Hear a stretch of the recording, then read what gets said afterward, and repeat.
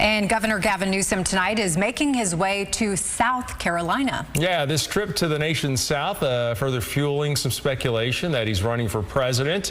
We've been hearing that quite a bit in the past several months. KCRA 3 Capitol correspondent Ashley Zavala joins us now. So, okay, why South Carolina, Ashley? Golston, it depends on who you ask. If you ask Newsom's campaign and the South Carolina Democratic Party, it's to help Democrats in that state reach out to rural voters. If you ask the governor, it's to talk about the need for bipartisan disaster relief.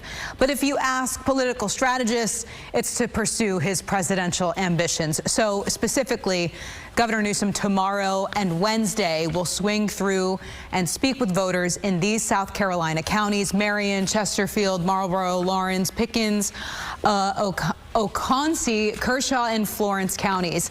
In a statement, the chairwoman of the South Carolina Democratic Party said, quote, Governor Newsom leads the largest economy in America and the fourth largest in the world, and he's coming to meet folks in towns that have been hollowed out by decades of Republican control. This is about building partnerships, uplifting communities, and showing rural voters they are not forgotten. Newsom's campaign denies this has anything to do with the governor running for president in 2028, but South Carolina is a key political battleground, and though it is not yet scheduled, but is expected to be among the first states to vote in the 2028 presidential primary. Again, the governor today maintained he's heading there to talk about disaster relief. Here's what the governor had to say when asked about this and the real reason for this trip. You don't know that, I don't know that, and so that's why I would suggest it's what it is. It's been an ongoing issue for me to work with governors, not just Democratic governors, but Republican governors, North Carolina, South Carolina, Tennessee, and others that have been impacted, and get the support at the subnational level, meaning at the gubernatorial level. We've been doing it through the DGA with Democrats, working now with the NGA.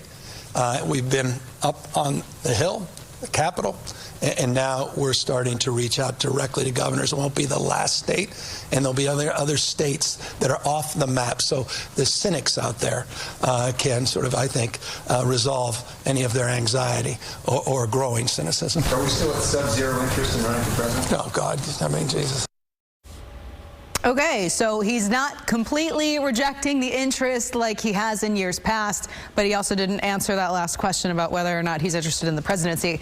I checked in with Democratic strategist Steve Maviglio for his reaction to Newsom's campaign denying that this has anything to do with the presidency. We've gone from a, quote, sub-zero interest in being president to an avert interest in being president. And I think he wakes up every morning, looks in the mirror and says, I want to be president. How do I do it? And that's why we're seeing his increased presence on a national scale. We're seeing it on social media. We're seeing him engaging Trump nearly every day, trolling Trump's tweets.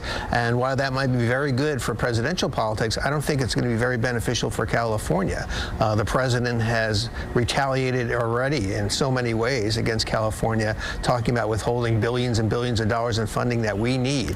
And so it's a double-edged sword for the governor. What Maviglio mentioned there that we should highlight, the governor is riding this surge in popularity he's seeing in political polls and on social media. That popularity stemming from his feud with the president over the immigration raids and protests in Los Angeles. Goes back to you. All right, Ashley, thank you for that.